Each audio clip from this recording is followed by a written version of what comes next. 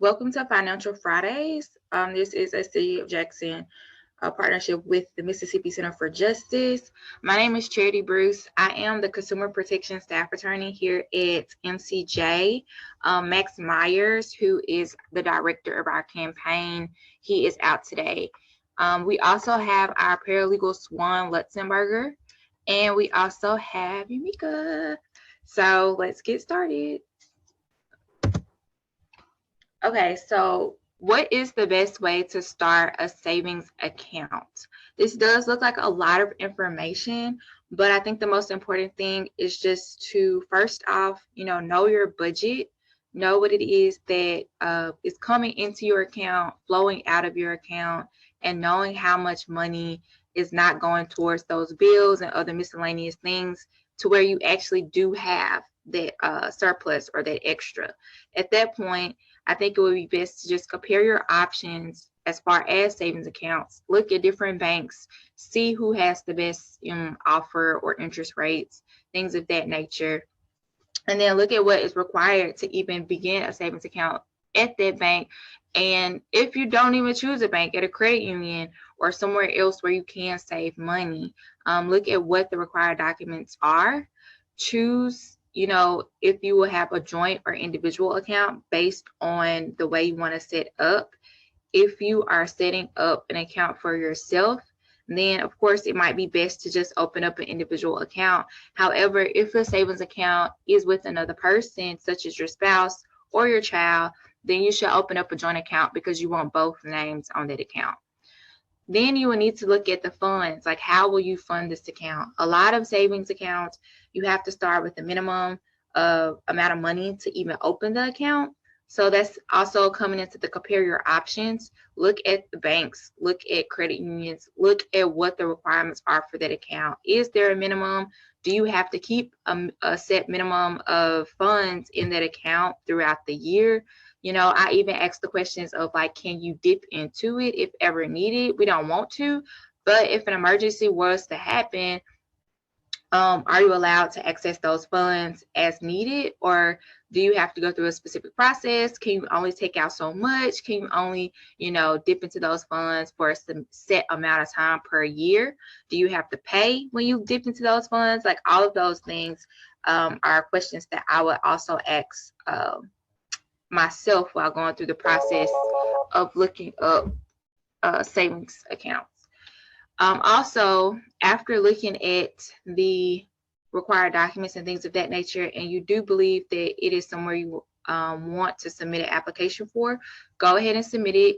And then once approved or once you have everything set up, go ahead and do online banking. We do know that online banking is just the way of the world nowadays because everything is at our fingertips.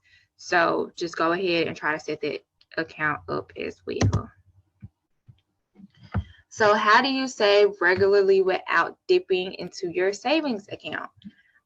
These are a couple bullets that we came up with. Like you can set up an emergency fund, switch to cash only, move your savings to another bank so it's out of sight, out of mind, adjust your budget, find additional income, find ways to cut your other expenses, and reward yourself for milestones. I think sometimes people think that you can't reward yourself if you are saving, but sometimes rewarding yourself every once in a while can help you save that much more money because you don't feel as,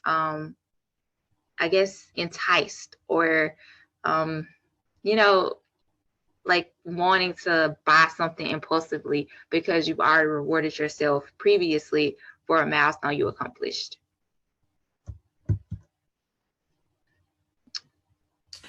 Thank you, Charity. So the third question is, if I need my tax refunds to pay off debt or bring me back above water, is it possible for me to save? How or in what ways can I save?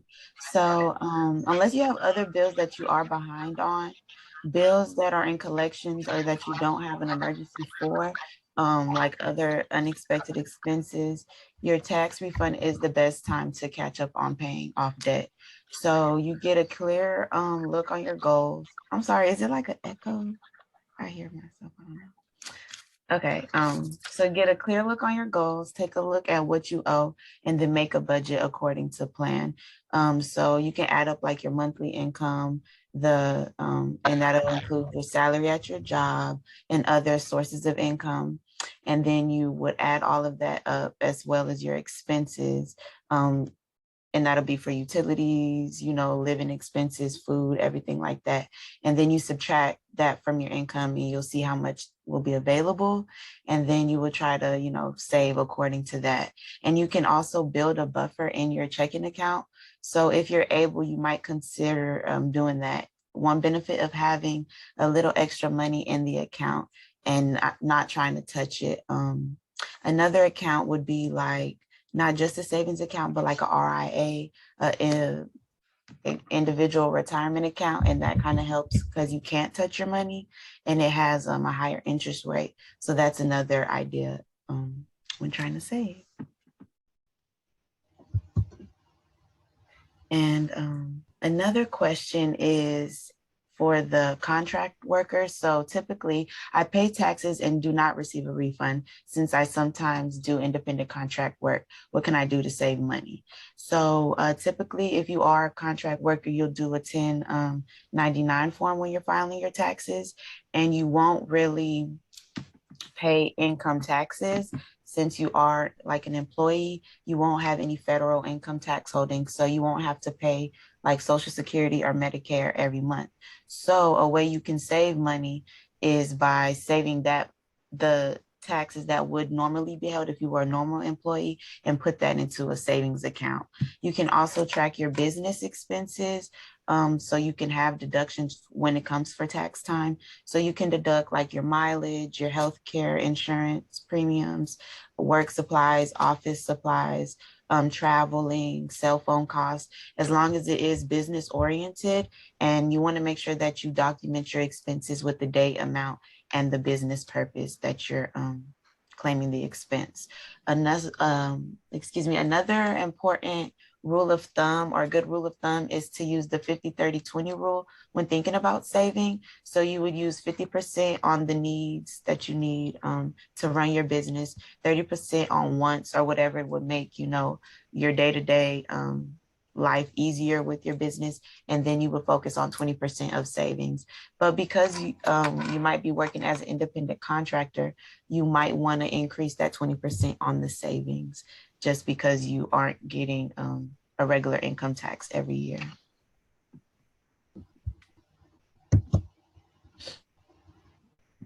Okay, so how do you eliminate additional spending during tax season so that you can save? And I hope I answered this question the correct way. I really wasn't sure, so we kind of went with the theme of like, depending on how complex you might think your tax return is, then you might also save money by deciding if you want to file yourself or file, with a professional, because we do know that there are free services where we can file online ourselves, and that might save the expense of having to go in, pay a couple $100s for someone else to do it. But of course, that would be more time and work for you individually. So weigh that option for sure. And also, like, the IRS does allow you to split up your refund into up to 3 different accounts via direct deposit once you do go through the tax process. And then once you do see that you are receiving a tax refund, so it might be a great opportunity to place some of those funds in savings accounts or other accounts that are out of sight, out of mind, that you have limited access to. That way you won't be as compelled to dip into them as much or to spend that money. And as previously stated, of course, sometimes switching to cash only. I don't know if it works for everybody else. I know sometimes with me though, I give myself a personal budget when I, might travel or during a specific time when I know I need to be saving more money, and I take out a specific amount of cash. And once that cash is gone, it's gone. And I have just, I'm picked out and I don't want to dip anymore. So that would also be a way to save that I would suggest. And so a question was asked if we would advocate for someone to invest their tax refunds as opposed to saving it. So historically, the stock market has offered greater return on investment than savings accounts. So while its fluctuations may make it a risky choice for money you'll likely need in the incoming months, the long-term outlook makes it a better option if you don't have like an immediate financial need. So you can pick individual stocks or select an index fund that moves up and down along with the market. I think it would just be a preference. I wouldn't say that personally, I'm not a financial advisor, so I cannot advise anyone to do so. However, I do think it is a preference. I do think that with the state of affairs currently, especially in our nation with cryptocurrency and how a lot of things are going to digital, that if you do not have an immediate need for those funds to go towards a specific debt or bill or anything of that nature, then if you want to invest it, then do your own research for sure. But I do not think that it would be like an unheard of choice or something that could not benefit you. I think it's a risky choice, but I feel like a lot of things in life are risky. So it's just a personal preference on if you're willing to take that risk. And so, what is your advice for those who are filing for the first time? So, if you're a first time filer, you want to definitely start collecting your W-2 or your 1099 forms, whatever fits for you. If you're, like I said, an independent contractor, you would do a 1099, regular employee, you would do a W-2. And so, you want to gather and report all your sources of income throughout the year. And then you want to definitely contact a professional and reputable tax preparer. I know a common one is H&R Block. They have a couple. You want to just make sure that you know you are doing it correctly because it's your first time. You can also qualify for a free file through the IRS website or find a VITA representative in your area to assist you with your filing for free. And so you can determine what your filing status is. So if you're single, head of household, and that would mean you have dependents. Are you married? That means you would be filing jointly, or married filing separately, or you would be like a qualifying widower. So you just want to figure out your filing status. And if you contact a professional tax preparer, they should do that for you. And if you do have dependents, you want to gather all their information as well, so you can get those tax deductions and whatever you need. And then you want to review and return to verify your information before filing with the IRS. And I would just iterate that reviewing your tax return, especially as a first time person filing taxes, is so important. I know that sometimes even with the professional tax preparers, that we sometimes, I won't say blindly, but we sometimes put a lot more trust in them than we might put in ourselves if we're doing them on our own. However, I would just suggest to everybody, if you're doing it on your own or if you're going to a tax professional, to review your return and to verify everything that's on that tax return before filing it. You do not want anything to come back to bite you or to haunt you in later months. And just make sure that you dot all your I's and cross all of your T's, because it is the IRS. You do not want to be audited or anything of that nature in the future. So make sure you are being proactive versus reactive. So how much of my tax refund should I save? So most financial advisors will recommend that you save 3 to 6 months worth of your living expenses. However, we do know a lot of people are just not able to do that. And if you are not, that is perfectly fine. You can start with, like the minimum amount of funds, or just start with like $200 here, $300 there, and then make a plan to start saving more. Even if you can't do the 200 or 300, start maybe with the 100, or depending on a savings account and depending on how much you have to keep in that savings account. I know some savings accounts it's like $25. So maybe just keep enough to keep that savings account open, to grow some interest on it and things of that nature. But even if you start out with not as much as you would perhaps like to save, it's not to say that you cannot go ahead and come up with a plan to save more and build upon that savings account once it's open. And I just want to reiterate one thing about the saving. When I did a little bit of research on the questions, like I said, I found the 50-30-20 rule about like 50% of wants, 50% needs, 30% wants, 20% savings. So I think that is actually a good rule of thumb for any savings. So that's something that you might want to look into. At least 20 to 30% of your, tax refund should be saved for a rainy day, because you never know. Awesome. And I want to add also from our last Financial Fridays, one of the basic things that we talked about was budgeting. So that is the main thing that we really want you to focus on, is budgeting your money and making sure you know, again, like Charity reiterated, what's coming in, what's going out, what expenses you have, and creating that monthly budget so that you would know what you need to do as far as savings and how much you can save and what you can afford to save. Exactly. I did have a few questions that popped up. Earlier, we talked a little bit about IRA. Can we explain a little bit more in depth about what it is or how someone can create one or start one? Okay, so an IRA is an individual retirement account. And so it pretty much is like a savings account, theoretically, but it allows you to pretty much get like tax advantages for your retirement savings, and it's specifically for retirement. And it pretty much like, it doesn't let you like dip into it. So you can make like contributions with your money. Sometimes your job may also like match your earnings as well, but you get a tax deferment if you don't touch it for a certain amount of time. So yeah, I can get more information on that as well, like the specifics. Awesome. Awesome. Thanks. And you can send it to me and then I can send it to everyone in a follow-up email regarding that. Personally, I do a lot of like cash envelopes so that I don't overspend or like have that kind of temptation. So I related to that tip wholeheartedly. One question that all the employees have been like wrestling with as this conversation about financial literacy is, are we financially healthy or financially fit? Like, what does that mean for us? But then also, what are those benchmarks or those checklists that we're trying to check off to become financially healthy? And I want to pose that question to you three.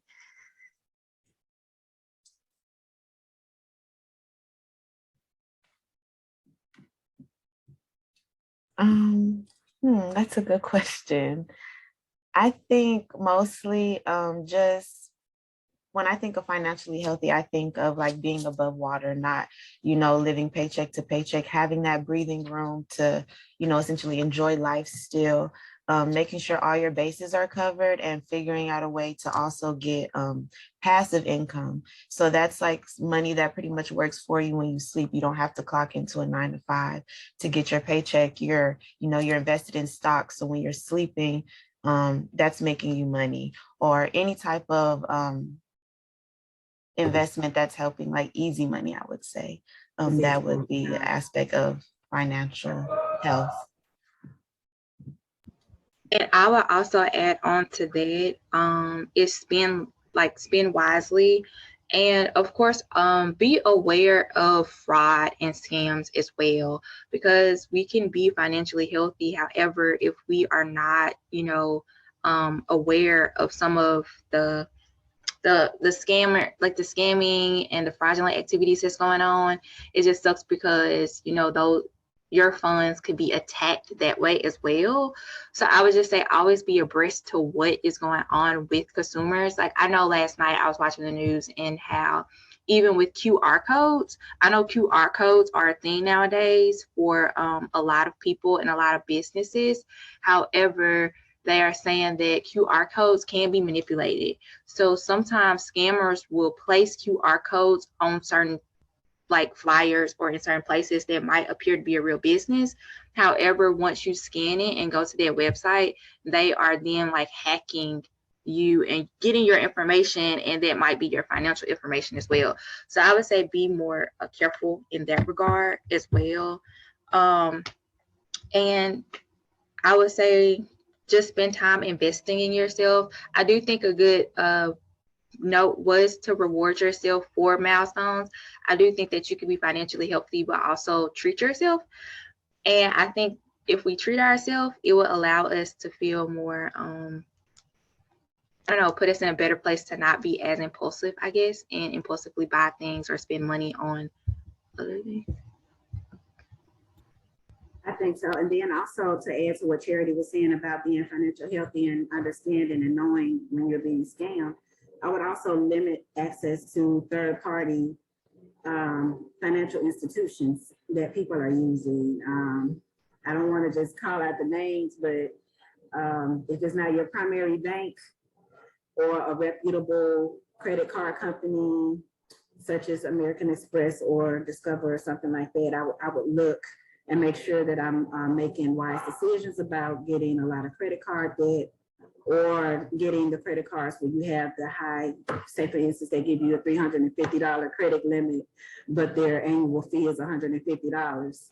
You're right in debt right at that moment.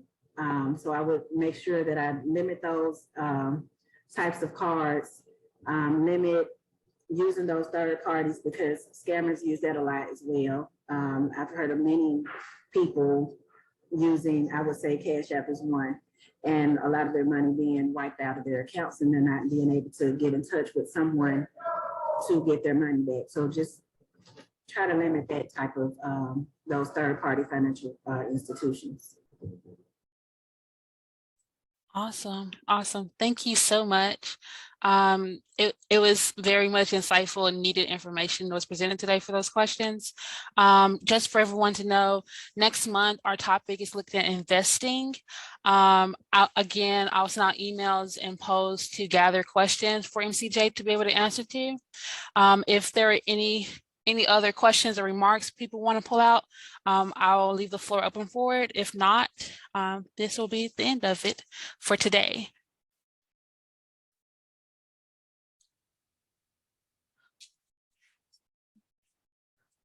Awesome. I don't think there are any other questions out in the chat or anything. So thank you guys for leading today's conversation regarding saving during tax time. And I'll see you guys next month. Thank you.